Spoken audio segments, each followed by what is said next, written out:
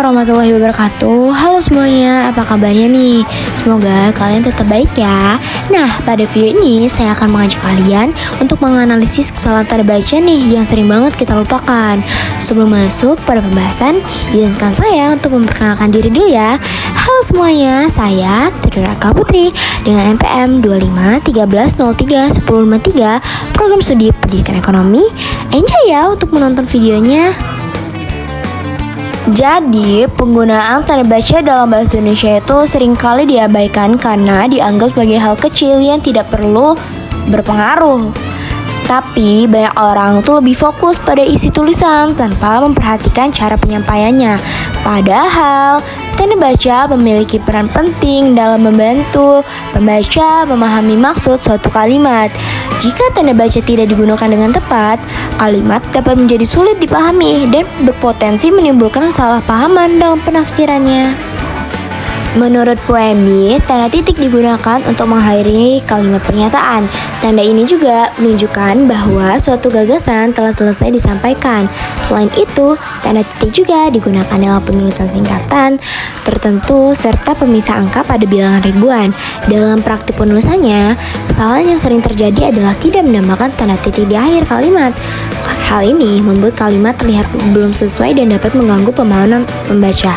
Oleh karena itu, penggunaan tanda titik harus diperhatikan agar setiap kalimat memiliki batas yang jelas. Nah, seperti ini contohnya. Jadi, penulisan huruf ribuan itu dilarang ya menggunakan tanda titik pada awal kata rupiahnya. Jadi, kalimat yang benar seperti itu. Nah, dilanjut, tanda koma. Jadi, PUMB itu menjelaskan bahwa tanda koma digunakan untuk memisahkan unsur-unsur dalam kalimat seperti perincian, anak kalimat yang berada di awal, serta kata penghubung seperti tetapi, namun, dan sehingga. Tanda koma juga digunakan setelah keterangan yang terletak di awal kalimat.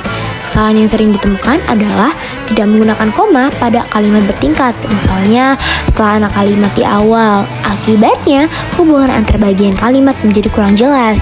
Penggunaan koma yang tepat akan membantu pembaca memahami struktur kalimat dengan lebih mudah.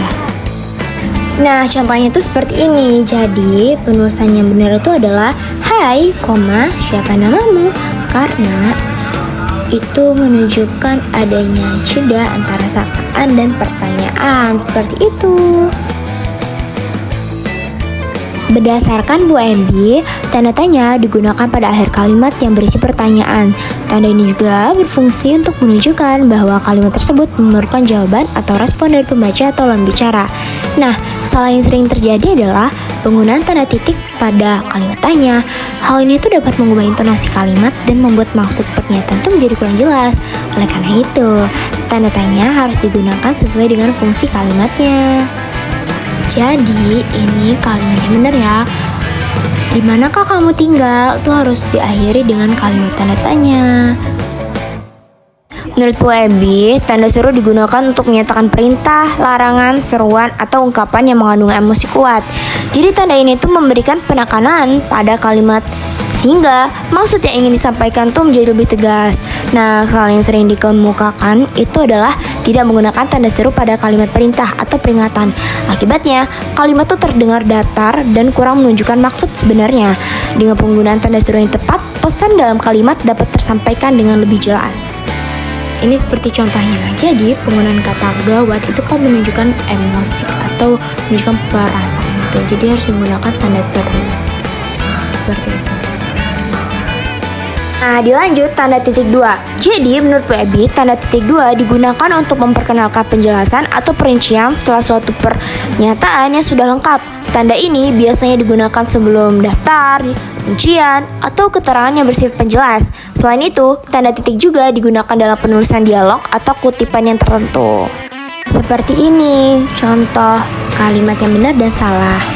Jadi, waktu mau merincikan suatu barang tuh harus menggunakan titik 2.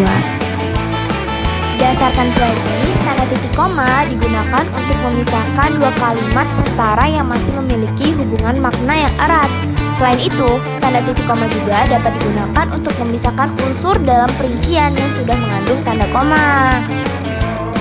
Nah, seperti ini contoh kalimat yang benar dan yang salah.